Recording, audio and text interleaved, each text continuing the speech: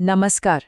आज हम मिलकर वैदिक प्रार्थना की दुनिया को समझने की कोशिश करेंगे, उसके असली मतलब को जानेंगे। तो चलिए शुरू करते हैं। जब हम प्रार्थना शब्द सुनते हैं तो सबसे पहले दिमाग में क्या आता है? अक्सर यही है ना कि हम कुछ मांग रहे हैं, कुछ ऐसा जो हमें चाहिए या जिसकी हमें जरूरत है। लेकिन क्या हो अगर इसका असली मतलब ये हो ही ना, अगर प्रार्थना मांगने से कुछ ज्यादा हो। आज हम जिस सोर्स को खंगाल रहे हैं वो प्रार्थना को एक बिल्कुल अलग नजरिए से देखता है। मांगना नहीं, बल्कि चाहना, मतलब एक गहरी इच्छा रखना। और ये देखिए, महात्मा नारायण स्वामी ने इसे कितनी खूबसूरती से समझाया है। उनके हिसाब से प्रार्थना असल में इच्छा शक्ति का विकास है। मतलब फोकस बाहर किसी से कुछ मांगने पर नहीं, बल्कि अपने अंदर की विल पावर, अपने संकल्प को मजबूत करने पर है। ये तो पूरा नजरिया ही बदल देता है। स्वामी विवेकानंद भी इसी बात को आगे बढ़ाते हैं। वो कहते हैं कि आत्मशुद्धि के लिए, मतलब खुद को बेहतर बनाने के लिए, प्रार्थना से बड़ा कोई हथियार ही नहीं है। तो बात सिर्फ हालात बदलने की नहीं है, बात है खुद को बदलने की। तो सवाल ये उठता है कि अगर इन प्रार्थनाओं में कुछ मांगा नहीं जा रहा तो फिर चाहा क्या जा रहा है? आखिर ये इच्छाएं हैं किस बारे में?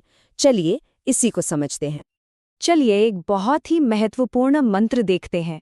ओम विश्वाणी देव सवितुर दुरितानि परासुव। इसका पहला हिस्सा क्या कहता है? हे ईश्वर, हमारी सारी बुरी आदतें, बुरे काम और मुश्किलें दूर कर दो। और फिर आता है इसका दूसरा हिस्सा, यद भद्रम तन्न आसुव। मतलब जो कुछ भी कल्याणकारी, अच्छा और शुभ है वो हमें प्रदान करो।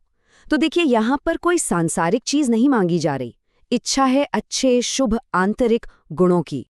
और जब हम आगे के मंत्रों को देखते हैं तो एक पैटर्न साफ नजर आता है। ये प्रार्थनाएं एक तरह से खुद को बदलने का, खुद को बेहतर बनाने का एक पूरा रोड मैप है। बुरी आदतों को दूर करना, आध्यात्मिक और शारीरिक बल पाना, गलत रास्तों से बचना, ज्ञान के मार्ग पर चलना और आखिर में मोक्ष और आनंद, ये सब मांगा जा रहा है। अच्छा, तो ये तो हुई प्रार्थनाओं की बात। अब देखते हैं कि ये विचार एक रोजाना अभ्यास में कैसे ढलता है, जिसे संध्या कहते हैं। संध्या को सिर्फ एक पूजा पाठ या कोई रस्म नहीं समझना चाहिए, बल्कि ये आत्मा को जगाने, मन को शांत करने और ईश्वर से जुड़ने का एक बहुत ही सिस्टमैटिक, एक वैज्ञानिक तरीका है। ये खुद के साथ जुड़ने का एक समय है। संध्या में जो भी क्रियाएं होती हैं उनके पीछे एक गहरा मकसद होता है। जैसे आचमन यानी पानी पीना, ये सिर्फ पानी पीना नहीं है, ये अपने विचारों और आचरण को शुद्ध करने का प्रतीक है।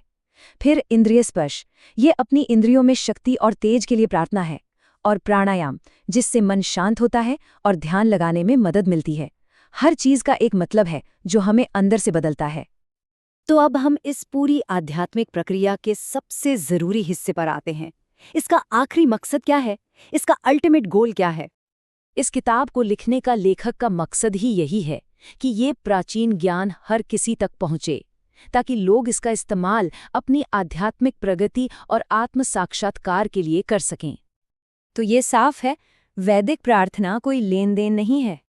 ये एक ट्रांसफॉर्मेशन है, एक रूपांतरण है। ये अपनी इच्छा शक्ति को जगाने का, खुद को अंदर से साफ करने का और ज्ञान के रास्ते पर चलने का एक सचेत प्रयास है। और हम इस बात को ऋषि दयानंद के एक बहुत ही मजबूत विचार के साथ समाप्त करेंगे। वो कहते हैं कि जो व्यक्ति ईश्वर की स्तुति, प्रार्थना और उपासना नहीं करता, वो कृतघ्न और महामूर्ख है। ये एक बहुत बड़ी बात है और ये दिखाती है कि प्रार्थना को सिर्फ एक क्रिया नहीं, बल्कि एक सार्थक जीवन का सबसे जरूरी हिस्सा माना गया है।